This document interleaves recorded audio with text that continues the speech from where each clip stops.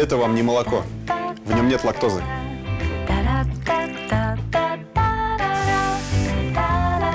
Прощай, молоко! Не кисни! Всем привет! Это Михаил Веган, добро пожаловать на мою кухню. Здесь я готовлю очень вкусную и даже иногда полезную пищу. Сегодня будем готовить вяленые томаты. Это просто, наверное, жемчужина итальянской кухни. Это такая закуска, которую можно использовать в приготовлении огромного количества разнообразных блюд. У меня на подоконнике стоит ящик с помидорами. Именно их мы сейчас и будем готовить. А все необходимое у меня уже подготовлено. Нам потребуется оливковое масло, обычное подсолнечное масло, чеснок, прованские травы, либо базилик, либо орегано, что вам больше нравится, крупная морская соль, а также я намыл и настерилизовал баночки. Вяленые томаты получатся очень нежными, сочными, сладкими и безумно ароматными. А самое главное, их очень легко делать. Давайте приступим прямо сейчас. Первым делом необходимо перебрать и перемыть все томаты. Если попадаются с гнильцой, мятые, битые, их использовать не нужно, потому что они могут в дальнейшем испортить всю банку. Лучше всего для этого подходят продолговатые сливовидные томаты, которые продаются практически во всех наших магазинах круглогодично. Слушайте, я живу не в Италии, у меня нет возможности вялить томаты под палящим солнцем, там, не знаю, Тосканы, Сицилии или что там еще бывает. Я живу в Питере, могу под тучами или под дождиком вынести их, и вряд ли что-то получится. Можно делать это в духовке с приоткрытой дверцей, а у меня есть специализированная машина, дегидратор для специальной сушки овощей, фруктов, грибов и вообще, в принципе, всего, что захочется.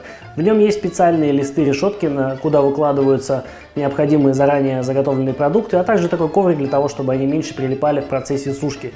На эти листы я и буду выкладывать мои нарезанные томаты. Томаты элементарно разрезаются вдоль, пополам, не удаляется плодоножка, не удаляются семена.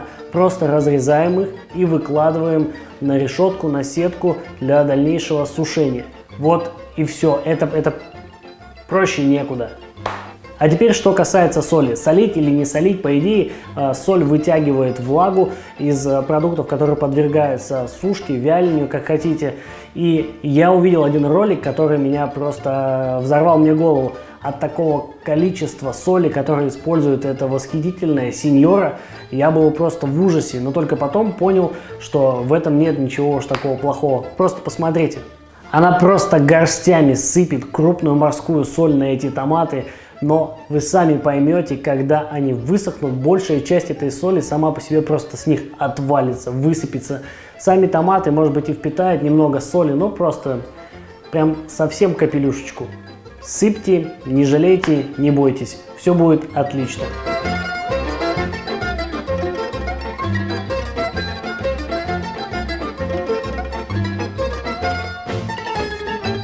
Ну вот и все, нарезанные помидоры с солью отправляем сушиться в дегидратор.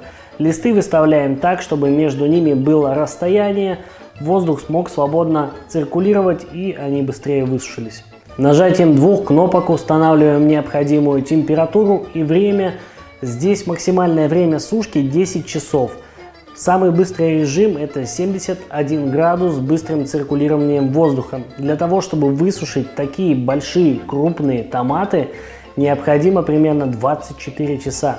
Через 10 часов я открою крышку и посмотрю, как маленькие томаты себя поведут. Чем меньше вы нарежете их, чем меньше будет размер, тем быстрее, разумеется, все высушится. Допустим, если нарезали, подготовили все вечером, с утра можно уже спокойно проверить. Ну а примерно вот так ваши томаты будут выглядеть часов через 20. Смотрите, они скукожились, подвялились и выглядят вполне себе уже готовыми.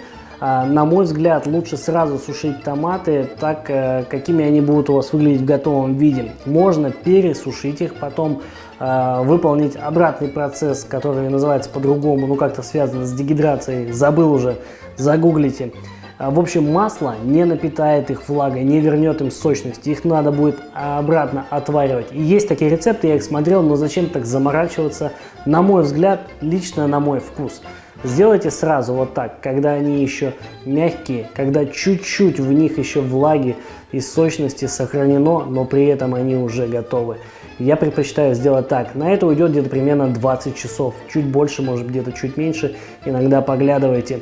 Не обязательно удалять эту плодоножку, я ем прям вместе. Если не любите, брезгуете, ну удалите. Тут на свой вкус. А также смотрите, вот так выглядят кристаллики соли, которые не впитались, которые вывалились с томатов. Они также бывают и на самих помидорах сохраняются, их можно очистить и убрать. Теперь давайте их зальем маслом, специями, чесноком и придадим им по-настоящему легендарный вкус итальянских вяленых томатов. Как укладывать помидоры, чеснок и специи решайте сами, в каком порядке и каком количестве. Я делаю это слоями, и мне кажется, так помидоры впитывают в себя вкус и аромат и трав, и чеснока, и что характерно масло. Самое вкусное это, конечно же, оливковое, и чем выше качество, тем вкуснее помидоры получатся. Можно сэкономить на дорогом масле, разбавляя его обычным растительным, но если вы не привыкли экономить на себе, смело лейте самое вкусное и качественное, и через пару недель, когда томаты будут готовы, когда они настоятся, вы сами скажете себе спасибо за то, как вкусно и ароматно все получилось. В дальнейшем это масло ароматное можно использовать для приготовления какой-нибудь вкусной пасты, ну или вообще где угодно. Ну, везде пригодится вкусное ароматное оливковое масло. Попробуйте поэкспериментировать и добавить свои любимые специи либо травы. Я люблю добавить пару листиков лаврового листа, а иногда, когда делаю такие томаты, в последнее время делаю довольно часто, добавляю вяленый, так же как и томаты, перец красный острый, тогда получается они очень пикантные, с остринкой, тоже очень вкусно.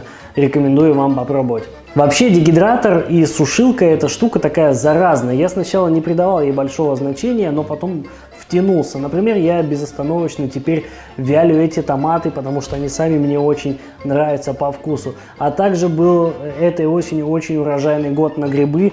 И я, помимо того, что очень много заморозил, очень много насушил. Вы посмотрите, у нас здесь оказалось у меня недалеко огромный красивый лес, в котором растут шикарные грибы. Белые, подосиновики, подберезовики. И вот этот пакет я засушил где-то, наверное, за 2 дня. Просто ходил каждое утро в лес, собирал грибы и спокойно их сушил в дегидраторе. Можно делать сухофрукты, компоты, потом из них варить, либо делать вкусные полезные фруктовые чипсы для детей. В общем, штука полезная, если вам вдруг такая понадобится. Люди, которые продают, торгуют этими... В общем, штука в хозяйстве полезная, особенно если у вас собственный огород есть и есть возможность собственные фрукты, овощи сушить, заготавливать. Это просто вот вещь незаменимая. И если вам вдруг такая понадобится, можете сэкономить 1000 рублей по промокоду Михаил Веган по сайту, который будет внизу в описании к этому видео, зайти и приобрести все, что угодно. Будет 1000 рублей скидка для вас. Это компания King Mix. Техника надежная, поэтому, пожалуйста, можете воспользоваться, если вам так будет нужно. И это был Михаил Веган. Спасибо, что смотрели. Мне было очень приятно. До новых встреч. Всем пока. Надеюсь, где-нибудь в Италии увидимся и попробуем местные вкусные ароматные томаты. А пока я сделал на целый год вперед себе.